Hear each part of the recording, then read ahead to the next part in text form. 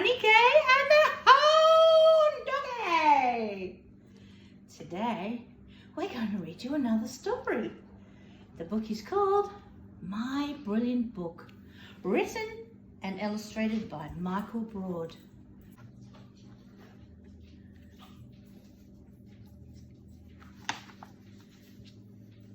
This is me, Sam, and this is a book I made all by myself. This book is for my mum. All the books I've seen have this, so I cut one out and stuck it in. My Brilliant Book by Michael Broad, but really by me, Sam. One day, when my sister Holly was reading a book, I said, "I'm bored," at the top of my voice. "Well, read a book then," she said. Holly's book is pink and has fairies in it and looks like the most boring book ever. This is our cat Carrot. He's called Carrot because he's orange. Holly said that reading a book would make my brain grow big. "But my head's too small for a big brain," I said. "And if my brain gets too big, it might squiggle out of my ears." I think that might look like this. Normal brain, reading a book. Uh-oh, this is my brain. I made him up. "Oh, that's just silly," Holly said. "Come on, I'll find you a good book."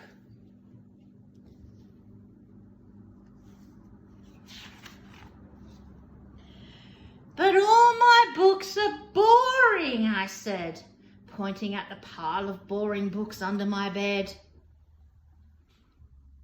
A boring baby book about a duck for someone younger than me. A boring book with loads of words and no pictures for someone older than me. This one's really good, but I've already read it a squillion times. Holly waved one at me. "Look, this one's about a train," she gasped, as if a book about a train was the most exciting thing in the world. "But it's just about a train," I said, "which is not very interesting. Not half as interesting as a flying train driven by a pirate with eye patches who can't see where he's going, and all the people on the train are going, 'Ah!' That would be a brilliant book. I'd definitely read that one." "Then maybe you should make your own book," laughed Holly. "Maybe I will," I said.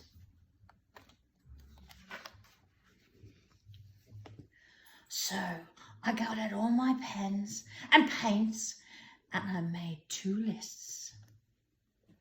Stuff I do want in my brilliant book. Stuff I don't want in my brilliant book. I even stuck up a pencil behind my ear because that's what people who make books do. I looked around my room and tried to think of a brilliant story. Then I had an idea about dinosaurs.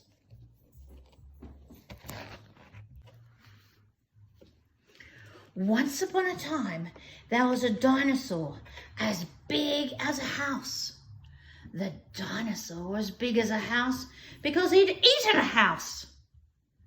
The house still had people living in it, and they were all blue because they'd eaten too many blueberries. Yum, yum. blueberry tree, even though blueberries don't grow on trees. Plantosaurus, a grassosaurus, a bugosaurus. Help! We're in a dinosaur house. We're blue because we ate too many blueberries.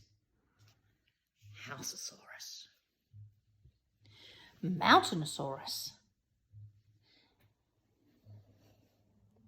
I stopped to eat my sweet. Then I had an idea about sweets.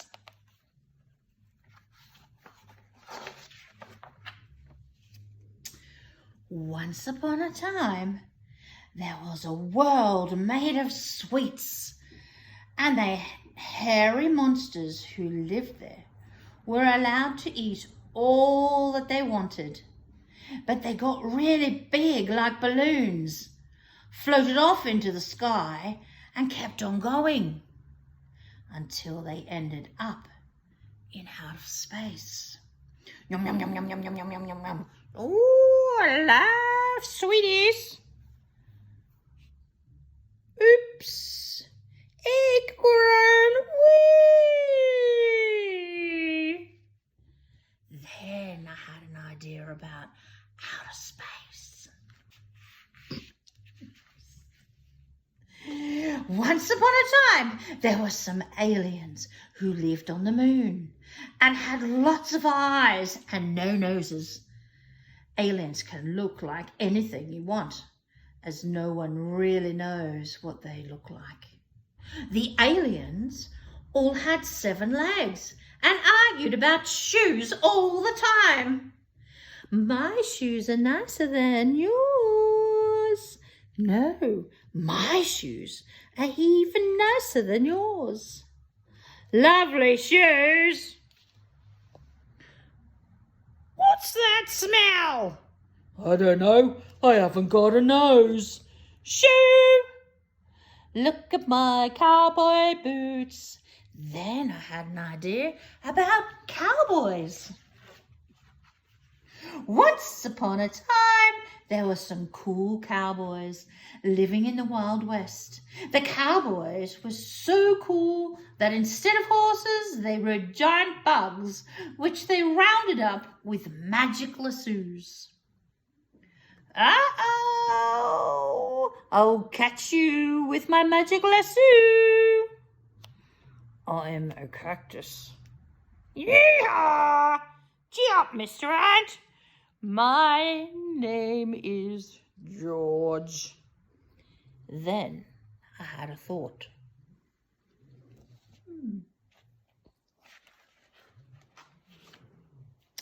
To make the most brilliant book ever, I'd have to put all of these things in it. Every single one. So I made up a new story. These are Carrot's paw prints from when he walked over my desk. There's a bit of space here, so I thought I'd show you what Carrot looked like when he came home from the vet with a lampshade thing on his head. He looked very cute. Once upon a time, there was a world made of sweets where hairy monsters lived, with a dinosaur who ate a house full of blue people. They all lived happily together. La la la la la, we're all happy until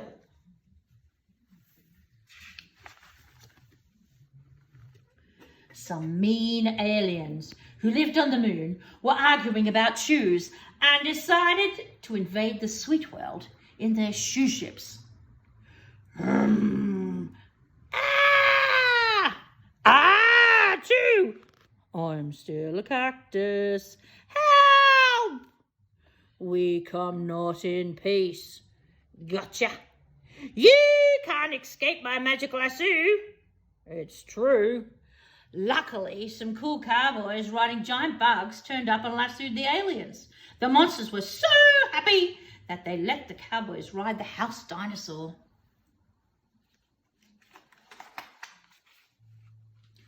I decided to show Holly my brilliant idea. cowboys and aliens and bugs and monsters and a dinosaur who ate a house, she frowned. You can't put all those things in one book. Why not? I asked. Because a book has to make sense, she said. And if it doesn't make sense, people won't understand. When Holly wears her fairy wings, I call her Bug Girl. She gets very cross. When I looked at it again, it seemed Bug Girl was right. Making a book with so much brilliant stuff in it was impossible. There wouldn't be any blueberries or even a cactus in a world made of sweets.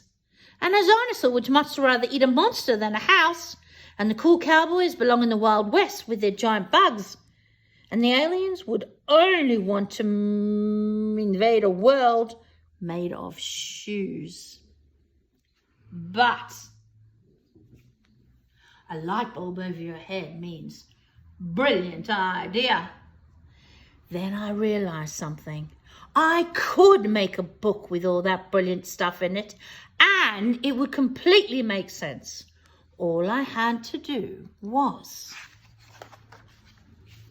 make a book how I made my brilliant book. That story is full of brilliant stuff. Check out my brilliant stuff checklist. These are all the things I wanted to put into my book.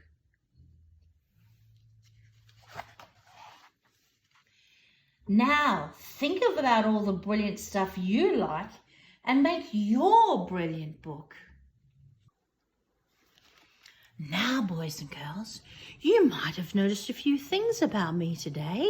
It might have been the clocks on my wall behind me. Or perhaps even my very special jewels. Now, it might look like an ordinary necklace to you, boys and girls, but if I take my right finger, place it on the small jewel right about here, those clocks on the wall become a doorway into any country in the world that I want to travel to. Each clock is set on a different time for a different country. And then, boys and girls, you might also have noticed my beautiful time travel coat that I'm wearing.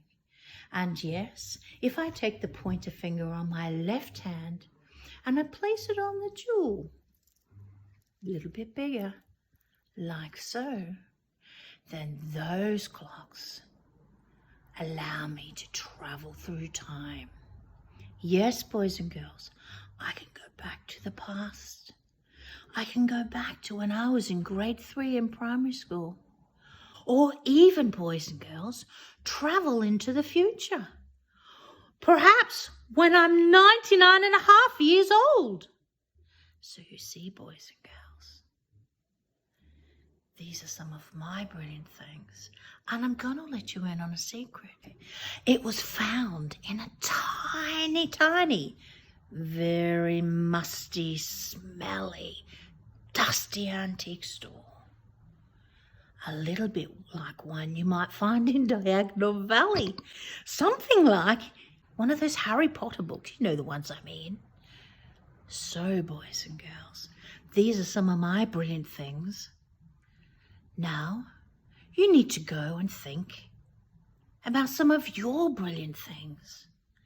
Make a list, boys and girls, of all your brilliant things, of all your special things, of all the things you would like to read about in a book, and start to make your very, very own My Brilliant Book.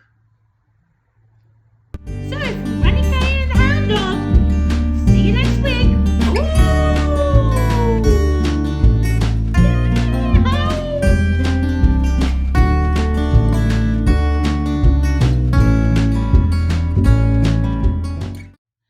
That would be brilliant.